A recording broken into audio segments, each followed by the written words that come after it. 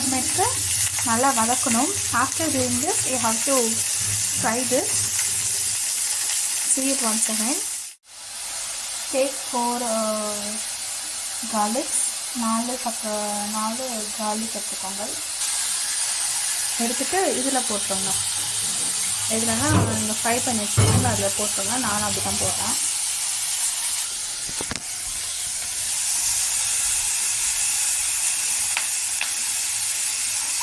திருப்பி நல்லா ஃப்ரை பண்ணிப்போம். Fry it once again.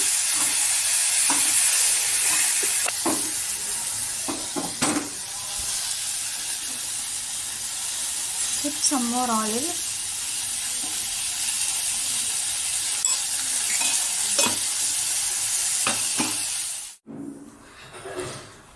Dry it for fry this for once again and let it for air.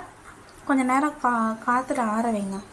அப்படியே செஞ்சு முடிச்சுட்டு put some salt கொஞ்சம் போட்டுக்கோங்க. போட்டு கொஞ்சம் நேரம் அப்படியே இது பண்ணி வச்சுருங்க.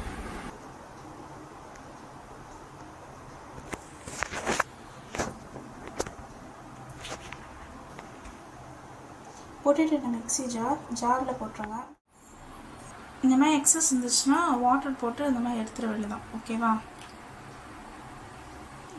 எடுத்துட்டிங்கன்னா இந்த மாதிரி வரும். You can eat it like this itself or else you can do some கடுக்கா. இந்த மாதிரியும் சாப்பிட்லாம். இல்லாட்டினா கடுக்கா போட்டு இந்த மாதிரி நான் வந்து தாளிக்கிறதுக்காக இந்த மாதிரி பண்ணியிருக்கேன். ஸோ வந்து கடுக்காவும் போட்டு இந்த மாதிரி பண்ணிக்கலாம். ஓகேவா? இந்த மாதிரி தாளிச்சிக்கலான்னு சொல்கிறேன். Put some oil. 1 minute.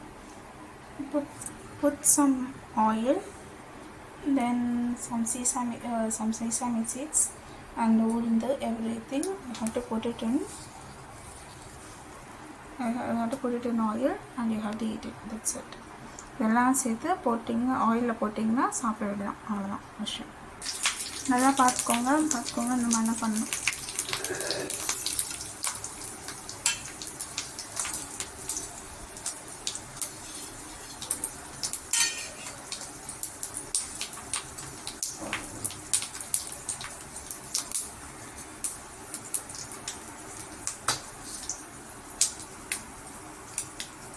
இதை வந்து நல்லா வறுக்கணும் ஃபஸ்ட்டு.